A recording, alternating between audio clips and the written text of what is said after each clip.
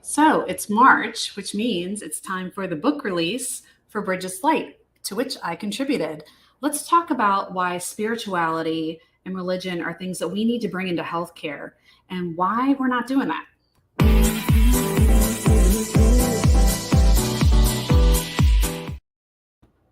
Hello, my loves. Dr. Holly here. So, I have been blessed to be a contributing author to the book Brigid's Light, which is a book it's an anthology looking at Brigid of Kildare from American, Irish perspectives, those from outside of Ireland who have been influenced by her as a goddess, as a saint, as both, perhaps. And I actually was approached to write something and said, you know what, this is part of my story. The person even offered for me to write it under a different name. I was like, no, why would I write it under a different name? I'm a physician, yes, and I'm a spiritual person, also true. And part of why I have engaged in offering an integrative medicine practice and studies as much as I have is because from an early age, I learned that spirituality is such a part of our whole person being health, and how much our spiritual practice or religious practice or whatever you want to call it practice really does influence us as human beings, as people on this earth. Whatever that means, it doesn't have to be a labeled religion. It could be just a practice of how you are on this earth. So I was able to write about my journey as a healer with Brigid of Kildare, who I encountered as a young woman when my Irish father suggested her as my saint when I was being confirmed into Catholicism.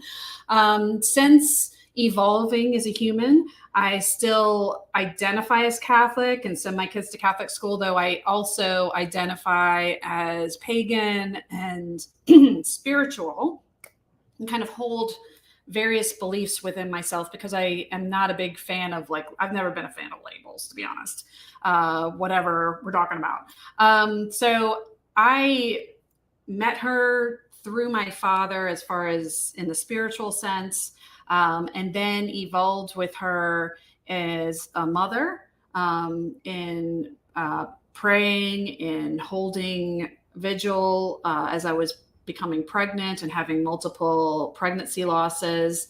I've also turned to her more recently in studies that I've engaged with Tara Wild, who is a priestess who holds space for Brigid and holds space for women to tend to the flame. As those who are familiar with Brigid of Kildare's story, she was said to have 19 women tending a flame for her, and on the 20th day she tended the flame. And this is something that now Brigidine nuns do again in Kildare in Ireland, and priestesses around the world do in honor of her. And so I've been actually tending my own flame over this time since Symbolic, which is earlier in February. And now this book is being released this weekend, actually, officially. It's come out, but the official release is this weekend in March.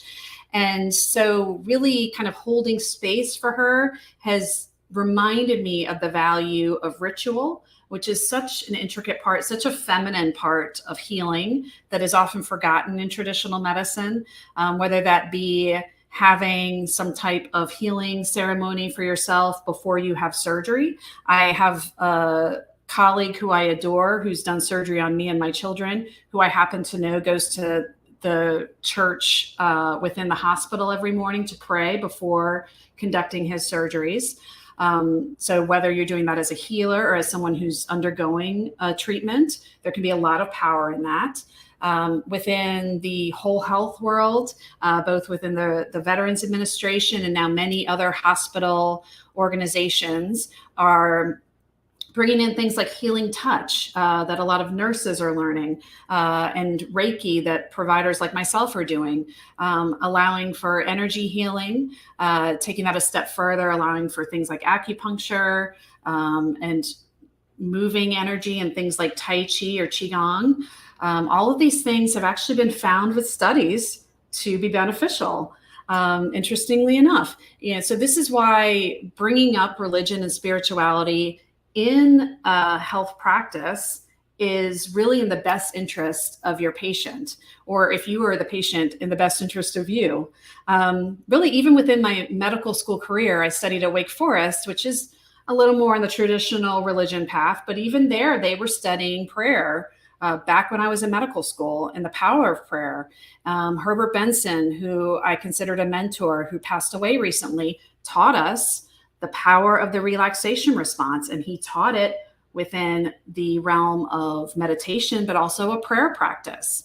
He said either one can elicit this relaxation response, which is the opposite of that fight or flight response, which leads to so much inflammation, heart disease, hypertension, diabetes, all the problems that can happen when we're in that chronic stress state. Well, things like prayer actually have been found to put us into that relaxation response, which is where our body needs to be, our brain needs to be for good brain health. So when I talk to my patients, I'm always asking them about their spirituality. I'm asking them if they do have like an identified religion, does prayer bring comfort to them? If they have trauma around religion, how they've navigated that and how that might have affected their healthcare. It's interesting when I speak of trauma, I myself developed an adult onset asthma, for those who don't know, after Katrina. It was actually a month after Katrina or so that I was working in a moldy building. So there was definitely some biologic reasoning behind it. But a month before Katrina happened, I lost my dad to ALS. And he actually was one of the rare cases of ALS where his lungs gave out first. So for me to develop asthma, I've since realized by studying with so many folks in integrative medicine that in traditional Chinese medicine, the lungs are very attached to grief. And kind of hindsight, of course, always 2020. So this is an N of one, me. But looking back, I realized once I dealt with the grief of losing my father and that grief being hijacked by Katrina taking over my city and having everyone grieve, and dealing with that trauma and loss of both things, both my city, my being, and my father, I was the apple of his eye. So he was my everything. Once I really faced that trauma and that loss, my asthma has been like down several notches. I still have occasional issues, but you know what? I dealt with COVID recently and didn't have any problems with it. I tend to wonder if folks who still have lingering lung issues with COVID, how much of the grief and loss is playing a part in that? Again, from more of an energy medicine standpoint, not to say that that's the only reason that they might be having lung issues, just how it might be making it worse if there is some unresolved grief that hasn't been dealt with. It's just things to consider. Again, not saying that this is an absolute, but something worth considering in our practice, worth bringing into the conversation when we're talking to patients, talking to each other, considering where we are in our health and maybe why we aren't feeling better or why things are weighing on us. If there is some loss or spiritual emptiness that we need to also address to help us to get to a better place. So I hope that serves you. If it doesn't, you can leave it on the table for someone else.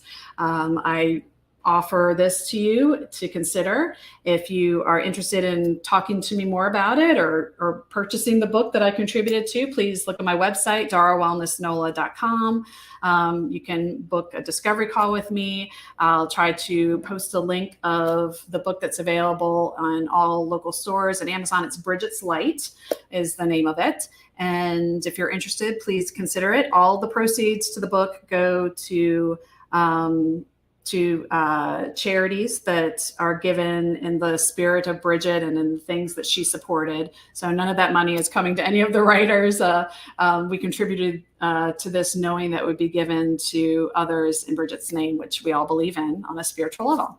So sending lots of love. Take care. Have a great rest of your day.